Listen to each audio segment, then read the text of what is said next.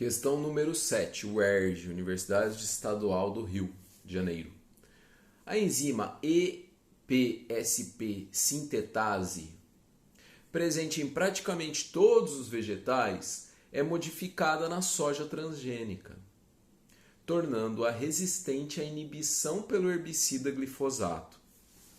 Então, pessoal, a soja transgênica, olha só que interessante. Ela tem uma amplificação desse gene. Ela tem mais cópias desse gene. Então a soja ela tem amplificação desse gene que torna ela mais resistente contra o glifosato. O glifosato é um herbicida, o Roundup.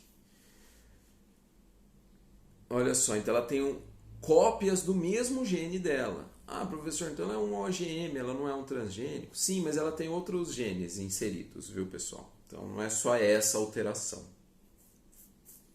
E hoje mais de 92% da soja brasileira é transgênica, viu, gente? E soja vai em tudo que é alimento. A princípio eles são seguros, né? A princípio os estudos indicam que eles não têm problema nenhum.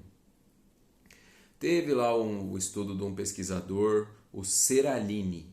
Se vocês procurarem depois, se interessarem, que ele mostra a produção de tumores em ratos, né, que foram alimentados com milho transgênico. Ele sempre dava um pouquinho de glifosato também. Mas os estudos dele não tiveram um delineamento científico adequado para as normas, etc. Claro que tem muito interesse também, a ciência não é neutra, viu, pessoal? Tem muito interesse econômico por trás. Então, aí ele foi desqualificado. Mas também foi a única pesquisa que foi, assim, apresentou os contras do transgênico. Bom, continuando então. A enzima EPSP sintetase, presente em praticamente todos os vegetais, é modificada na soja transgênica, tornando-a resistente à inibição pelo herbicida glifosato. Assim, o tratamento com esse herbicida não prejudica o desenvolvimento das culturas de soja transgênica, mas evita o crescimento de outros vegetais indesejáveis. É por isso que é feita a soja transgênica, não é por causa de pragas.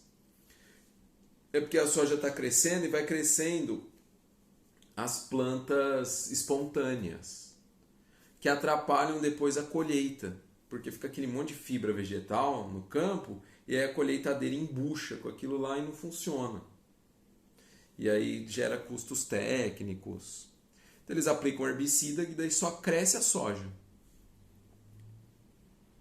No estudo, para o glifosato ele está ligado a uma série de doenças autoimunes, né? Então, no estudo para a identificação da variedade transgênica de soja, foi medida nas mesmas condições experimentais a atividade EPSP sintetase em extratos de folhas de diferentes tipos desse vegetal.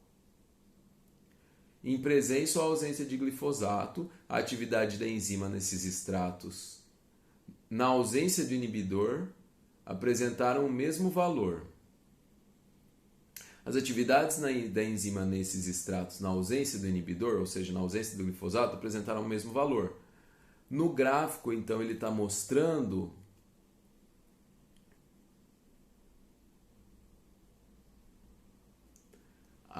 tá mostrando na presença ou na ausência de glifosato.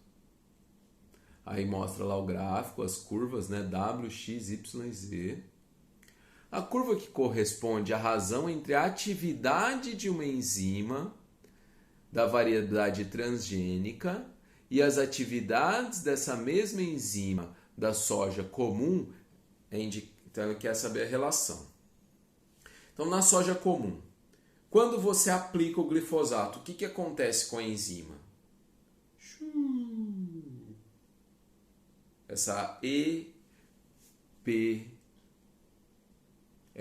sintetase declina.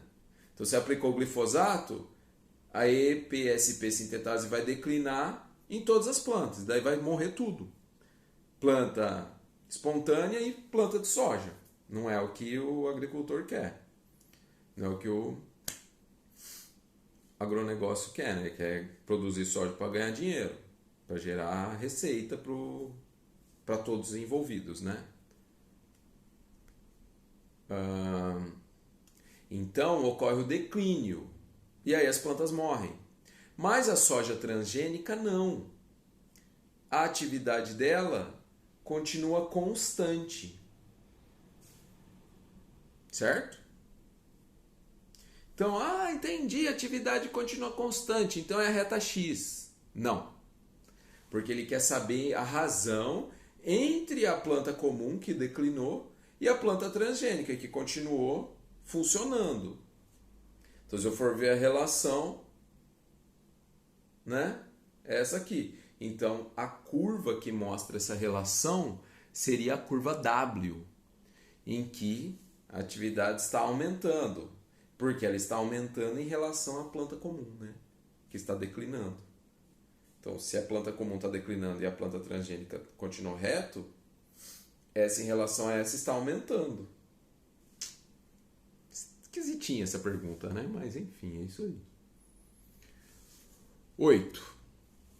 FUVEST. O anúncio do sequenciamento do genoma humano em 21 de junho de 2000 significa que os cientistas determinaram a sequência de nucleotídeo dos cromossomos humanos.